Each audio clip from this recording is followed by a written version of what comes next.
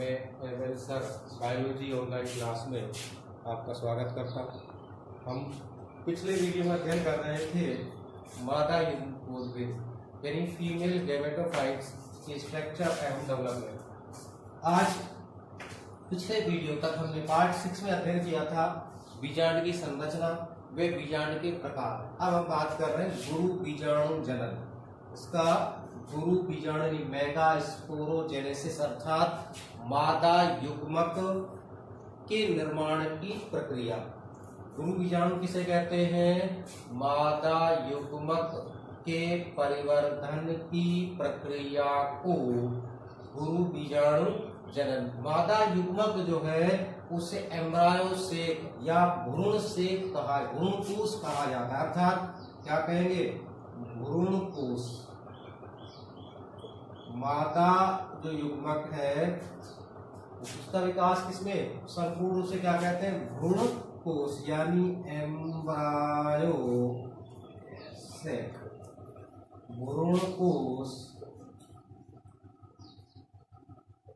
के विकास को क्या कहते हैं? गुरु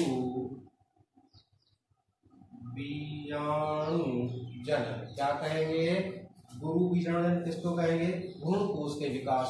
अब देखिए ये भ्रूण कोश का जो विकास है वो किससे होगा?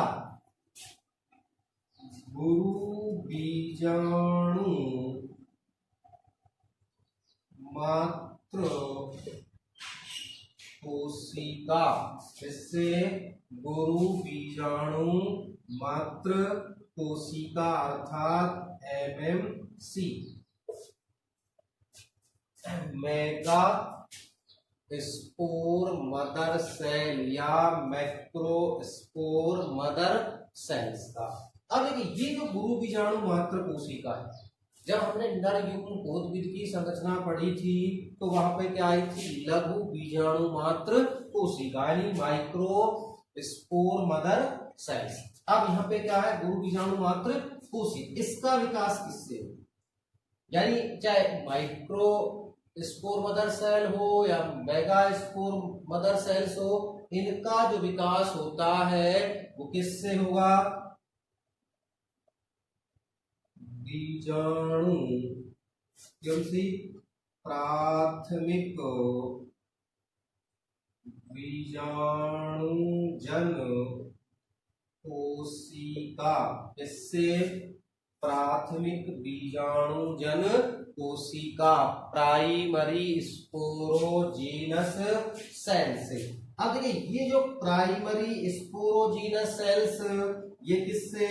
आर्के, आपको याद होगा आर्के स्पोरियल सेल्स। कौन सी? आर्के स्पोरियल सेल। इस सेल से किसका? एक तो प्राथमिक बीजाणुजन कोशिका और दूसरी क्या बनी थी? प्राथमिक भित्तिजन कोशिका यानी प्राइमरी पैराइटल सेल। ऐसे देखिए आर्के स्पोरियल जो सेल्स है या प्रक्षु जो कोशिका है इसका विकास किससे हुआ? गुरु बीजाणु बीजांड का है। और लघु बीजाणु में लघु बीजाणु धानी की जो अंदर का है यानी बीजांड काय की कौन सी? Epidermal cells. यानी आर्के स्पोरियल जो है इस कोशिका का विकास किससे होगा? बीजांड काय की कोई भी एपिडर्मल सेल्स है उस एपिडर्मल सेल्स का आकार बढ़ने लगता है। यानी इस बीजांड काय की कोई भी कोशिका इसका आरंभक का कार्य कर सकती, इनिशियल का कार्य करेगी कोई भी एपिडर्मल सेल। कैसे? सर्वप्रथम उसके आकार में वृद्धि होती है, जीव द्रव्य सघन हो जाता है और तब उसे हम क्या कहेंगे? आर्के स्पोरियल सेल्स। आकार बड़ा हो गया, जीव द्रव्य सघन हो गया तो क्या कहलाएगी? आर्के स्पोरियल सेल्स। अब जो आर्के स्पोरियल सेल्स है किससे बनी? आर्के स्पोरियल आरंभक से यानी आर्के स्पोरियल इनिशियल सेल से बनी। अब इसमें परिणत विभाजन कैसा हुआ, परिणत, जिससे दो कोशिकाएं बनी, एक तो ये और दूसरी। अब जो प्राथमिक भित्तिजन कोशिका ये लगातार विभाजन करके किसका निर्माण करेगी, यहाँ पे बीजांड की भित्ति का, अध्यावरणों का, लघु बीजाणुधानी में लघु बीजाणुधानी की भित्ति का। लेकिन यहाँ पे जो ये प्राथमिक बीजाणुजन कोशिका है, प्राइमरी स्पोरोजीनस जो सेल्स है, जब हम लघु बीजाणुजन पढ़ रहे थे, नर युग्मक को, मेल गेमिटोफाइट का स्ट्रक्चर जब पढ़ रहे थे, तो हमने बात करी ये जो कोशिका है इसमें गुणन होता है, यानी ये समसूत्री विभाजन के द्वारा पहले अपनी संख्या बढ़ाती, तब जाकर आगे अर्धसूत्र विभाजन होता है। जबकि गुरु बीजाणुजन में क्या होता है, ये कोशिका सीधे ही गुणन ना करके, तो ये जो बीजाणु प्राथमिक बीजाणुजन कोशिका है इसमें गुणन नहीं होता है, इसकी संख्या में वृद्धि नहीं होती है। यही कोशिका कौन सी, प्राइमरी स्पोरोजीनस जो सेल्स है, यही कोशिका सीधे किसे बदल जाती है, एमएमसी में परिवर्तित हो जाती है, यानी गुणन नहीं होता। एक बीजाणु, कोई भी ऐसी कोशिका, गुरु बीजाणु मात्र कोशिका, इसमें मेगा स्पोर मदर सेल्स का कार्य करती है और किसका निर्माण करेगी, भ्रूण कोश का निर्माण करती है। ये अंतर है, ध्यान दीजिए। लघु बीजाणुजन में कौन सी, प्राथमिक बीजाणुजन कोशिका समसूत्री विभाजन द्वारा गुणन करती है, जबकि गुरु बीजाणु जनन में ये सीधे ही गुरु बीजाणु मात्र कोशिका में परिवर्तित हो जाती। इस प्रकार से ये कोशिका कौन सी, एमएमसी, किसमें पर एमएमसी जो है इसमें क्या होगा, अर्धसूत्री विभाजन। कौन सा, अर्धसूत्री विभाजन। देखिए सीधे बदली है, प्राथमिक बीजाणुजन कोशिका सीधे किसको बदल गई, गुरु बीजाणु मात्र कोशिका में। तब इसमें क्या हुआ, मियोसिस हुआ। क्या होगा, मियोसिस। और इस प्रकार से एक रैखिक क्रम में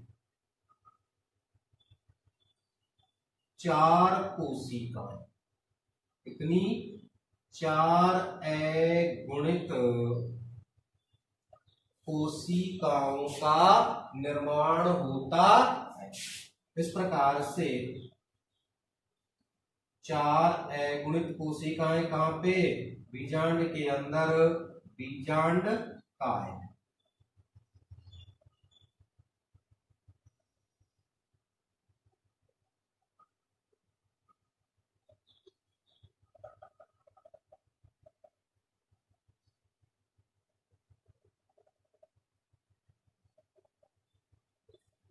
इस प्रकार से जो बीजांड काय है उसमें एमएमसी में मियोसिस डिवीजन हुआ, 4 कोशिकाएं बनती है।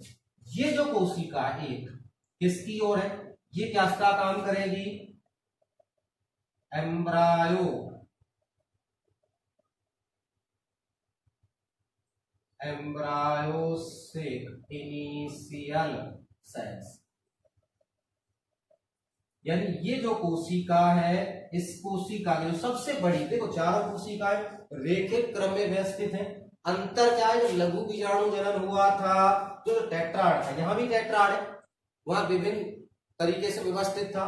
एक तरह वहां देखो समचतुष्फलकीय था, समद्विपार्श्व था, रेखिक था, टी आकार का था, क्रॉस शेप था। लेकिन यहाँ कैसा, केवल रेखिक क्रम है, सामान्यतः कैसा, रेखिक क्रम है। दूसरी बात, वहां टेट्राड की जो चारों कोशिकाएं थी समान आकार की थी, वहां कैसी थी, समान आकार। यहाँ पे 3 छोटे आकार की और एक बड़े आकार की। एक जो बड़े आकार की कोशिका है, ये जो सामान्यतः किस ओर होती है, निभाग की ओर, किस ओर, निभाग की ओर।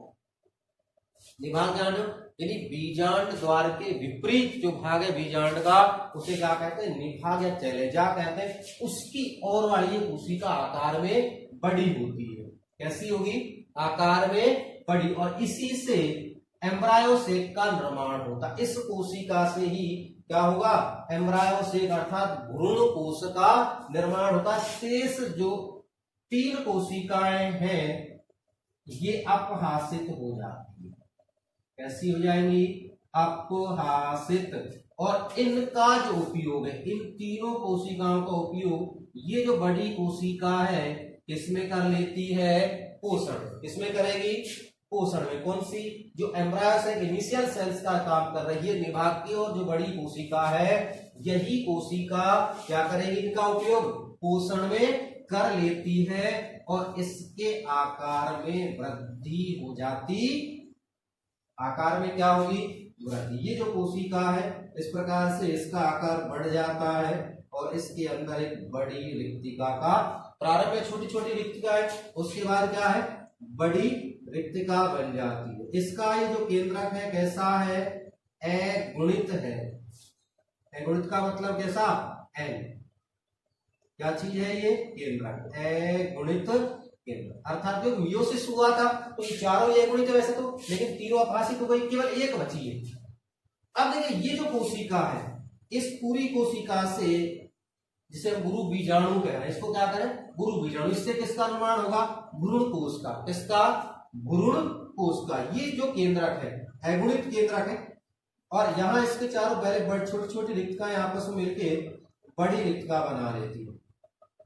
इस प्रकार से पहले पहले छोटी छोटी रिक्तिकाओं का विकास होगा, इसके बाद बड़ी रिक्तिका। और इसका जो ये केंद्रक है, ये जो केंद्रक है विभाजित होगा। कैसा हो जाता है?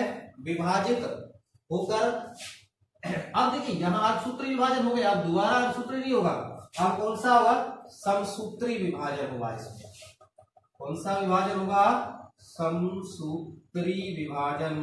और समसूत्री विभाजन होने के बाद एक से कितने केंद्रक बन जाएंगे? दो केंद्रक बन जाएंगे और दो केंद्रक बनने के बाद ये दोनों केंद्रक विपरीत ध्रुवों की ओर, केंद्रक कहां गए? विपरीत ध्रुवों की ओर। यानी क्या हुआ? इसमें मुक्त केंद्रकीय विभाजन हुआ। सबसे पहले पहला विभाजन हुआ और इस प्रकार से दो केंद्रक बने, दोनों विपरीत ध्रुवों की ओर चला गए, यानी एक बीजांड द्वार की ओर चला गया, एक निभाग की ओर चला गया। लेकिन इन केंद्रकों के चारों भित्ति का निर्माण नहीं होता है। इसका निर्माण नहीं होगा, भित्ति का, केवल भित्तिकाएं रहती है। इसके बाद फिर इसमें मुक्त केंद्र, ये विभाजन इस प्रकार का, यानी भित्ति नहीं बढ़ी, केवल विभाजन हुआ है, केंद्रकों की संख्या बढ़ी। इसको क्या कहते हैं? मुक्त केंद्रकीय विभाजन। मुक्त केंद्रकीय विभाजन। मुक्त केंद्रक विभाजन किसे कहेंगे? यानी केंद्रक विभाजन के पश्चात कोशिका भित्ति का निर्माण नहीं हो तो उसे क्या कहेंगे? मुक्त केंद्रकीय विभाजन। इस प्रकार लगातार 3 विभाजन होने से, लगातार कितने विभाजन होने से? 3 विभाजन होने से दोनों तरफ कितने? 4-4 केंद्रकों का निर्माण हो जाता है।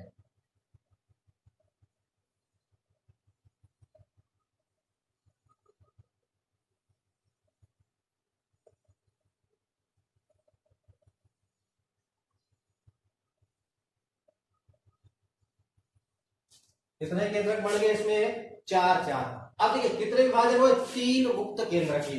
देखिए सबसे पहले एक केंद्रक था, इसमें विभाजन हुआ, कितने बने? 2 केंद्रक। एक विभाजन हो गया, फिर इसमें विभाजन हुआ और इसमें विभाजन हुआ दूसरा, कितने केंद्रक बन गए? 4। तीसरा विभाजन होगा, इसमें 2 होंगे, इसके 2, इसके 2 और इसके 2।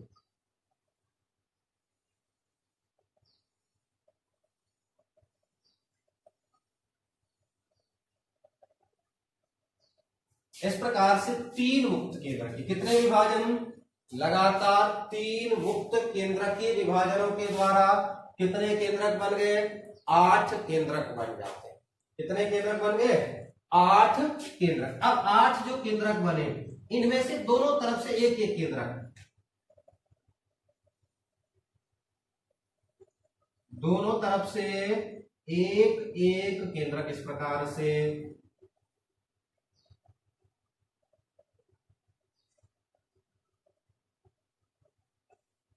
3-3 तो रह गए, कहां पे? दोनों ध्रुवों पर रह गए, किनारे पर। एक एक केंद्रक कहां गया? बीच में आ गए। ये जो बीच में आए इनको क्या कहेंगे? ध्रुवीय केंद्रक। क्या कहेंगे? ध्रुवीय केंद्रक। क्या कहते हैं? ध्रुवीय केंद्रक। इसके पश्चात इन केंद्रकों के चारों ओर भित्तियों का निर्माण होने लगता है। इसका निर्माण होगा, भित्ति बनना प्रारंभ हो जाएगी। कब? जब इस प्रकार से एक एक केंद्रक बीच में आ गए तो दोनों तरफ कितने बचे? 3 केंद्रक। और भित्ति बनने के पश्चात इस प्रकार से 3 कोशिकाएं इस तरफ और 3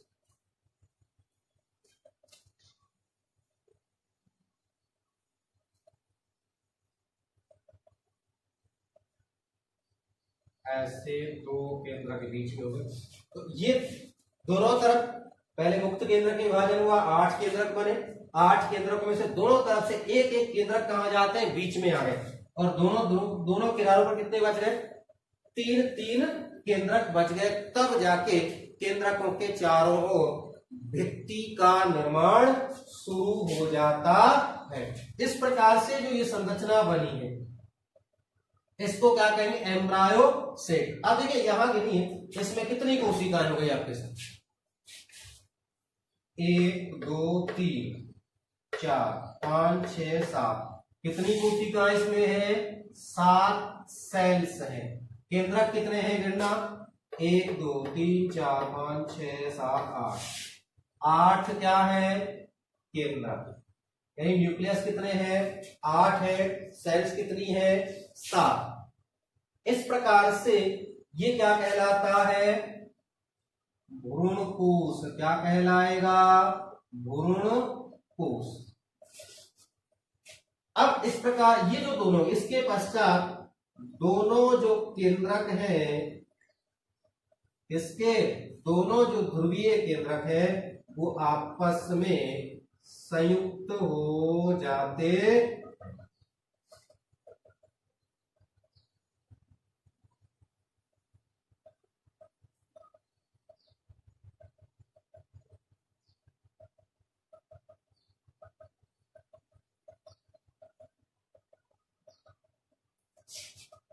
आपस में क्या हो जाएंगे? संयुक्त। तब ये क्या कहलाएगा? पूर्ण विकसित भ्रूणकोश। अब ये देखिए सर, ये जो केंद्रक है इसको क्या कहेंगे? द्वितीयक केंद्रक। क्या कहेंगे अब इसे? द्वितीयक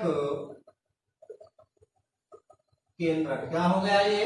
द्वितीयक केंद्रक। और ये केंद्रक देखिए, 2 केंद्रक आपस में, ये भी अगुणित है, ये भी अगुणित है। 2 अगुणित केंद्रक आपस में संलयित हुए हैं, इसलिए ये किस स्थिति में आ जाएगा? 2n। किसमें आ गया? द्वितीयक केंद्रक कैसा है? द्विगुणित है। बाकी सब कैसे हैं? अगुणित है। और ये जो कोशिकाएं हैं, 3 जो कोशिकाएं किसकी ओर है? निभाग की ओर। इसकी ओर निभाग की और जो कोशिकाएं हैं इनको कहते हैं प्रतिमुखी। क्या कहेंगे?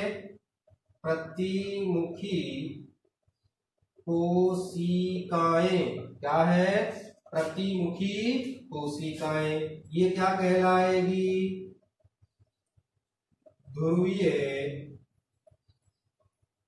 कोशिका। ये दोनों कोशिकाएं क्या कहलाएंगी? सहायक कोशिकाएं। ये क्या कहलाएगी? अंड कोशिका। क्या कहलाएगी? अंड कोश। इस प्रकार से 3 प्रतिमुखी कोशिकाएं, 2 सहायक कोशिकाएं, 1 अंड कोशिका और 1 ध्रुवीय कोशिका। इस प्रकार से 6 कोशिकाएं, सॉरी कितनी? 7 कोशिकाएं। 3 प्रतिमुखी, 2 सहायक, 1 अंड, 6 और 7वीं कौन सी? ध्रुवीय। यदि भ्रूणकोश में कितनी कोशिकाएं होगी? 7 कोशिकाएं। 7 कोशिकाओं में से जो ध्रुवीय कोशिका है उसके दोनों केंद्रक आपस में संलयित हुए, इसलिए वो कैसी है? 2n है। शेष सभी कोशिकाएं कैसी हैं? n, अगुणित कोशिकाएं। यानी तीनों प्रतिमुखी यानी एंटीपोडल जो सेल्स है वो कैसी है? अगुणित है। दोनों सहायक कोशिकाएं, सिनेसिड कोशिकाएं कैसी? अगुणित है। अंड कोशिका कैसी है? अगुणित है। केवल कौन सी? ध्रुवीय कोशिका में 2 केंद्रक संलयित हुए हैं, तो इसलिए क्या इसे क्या कहते हैं, ये कैसी है भाई, द्विगुणित, दोनों केंद्रक आपस में संलयित होने के कारण। अन्यथा तो जो मादा युग्मकोद्भिद है उसकी हम ये बात लेके चलते हैं, उसमें कितनी कोशिकाएं होती हैं, 7, और केंद्रक कितने होते हैं, 8। या हालांकि दोनों केंद्रक जुड़ गए हैं तब जाके द्वितीय केंद्र, ये जो दोनों केंद्रक जुड़े हैं कुछ पादपों में, तो ये कब आपस में संलयित होते हैं, जब नर युग्मक प्रवेश कर जाता है, नर युग्मक अंदर प्रवेश करता है तब जाके संलयित होते हैं। कुछ में पहले ही आपस में संलयित हो जाते, तब इसे क्या कहते हैं, सलीन केंद्रक अथवा द्वितीयक केंद्रक कहा जाता है। इस कोशिका से, द्वितीयक केंद्रक कोशिका से क्या बनता है, भ्रूणकोश। क्या बनेगा, निषेचन के पश्चात ये जो कोशिका, ध्रुवीय जो कोशिका है किसका निर्माण करती है, भ्रूणकोश का। अंड कोशिका किसका निर्माण करेगी, भ्रूण का। ये पोषण लेने, बीजांड का से पोषण लेके किसको देती है, भ्रूणकोश को। सहायक कोशिकाएं परागनली को आकर्षित करती है, लेकिन बाद में ये दोनों कोशिकाएं, ये तीनों कोशिकाएं ये भी आकाशित हो जाती हैं, ये आगे अध्ययन करेंगे। तो इस प्रकार से ये जो विकास हुआ किसका, गुरु बीजाणु जनन जो हुआ, जिसमें पूरा क्या बना, एम्ब्रायो सेक बना है। ये जो एम्ब्रायो सेक बना है आप शुरू से पढ़ रहे, एक कोशिका से। किससे इसकी शुरुआत है, इससे एक कोशिका, कौन सी, गुरु बीजाणु मात्र कोशिका, मेगा स्पोरो सेल से। किससे, एमएमसी से शुरुआत, एक कोशिका से शुरुआत हुई है, इसलिए इसे क्या कहते हैं, मोनोस्कोर्पिक, यानी क्या कहेंगे, मोनोस्कोर्पिक पॉलीगोनम टाइप। क्या कहेंगे, मोनोस्कोर्पिक पॉलीगोनम टाइप, यानी आवर्त बीजियों में जो गुरु बीजाणु जनन होता है वो किस प्रकार का है, मोनोस्कोर्पिक प्रकार का, यानी एक बीजाणु प्रकार का है। किस प्रकार का है, एक बीजाणु। क्यों है, क्योंकि संपूर्ण जो एम्ब्रायो सेक है, जो कि 7 सेल्स और 8 केंद्रक वाला है, उसका निर्माण किससे हुआ है, एक ही कोशिका, कौन सी, गुरु बीजाणु मात्र कोशिका। और गुरु बीजाणु मात्र कोशिका कौन सी है, प्राथमिक बीजाणु जन कोशिका ही परिवर्धित हुई है, किसमें, गुरु बीजाणु जन। इस प्रकार से मादा जो युग्मकोद्भिद है संपूर्ण, जिसे हम क्या कहते हैं, एम्ब्रायो सेक कहते हैं, उसका परिवर्धन होता है किसके अंदर, बीजांड के अंदर। यहाँ आके आपका चैप्टर नंबर यानी 2 लेसन 2 पूर्ण हो जाता है। धन्यवाद।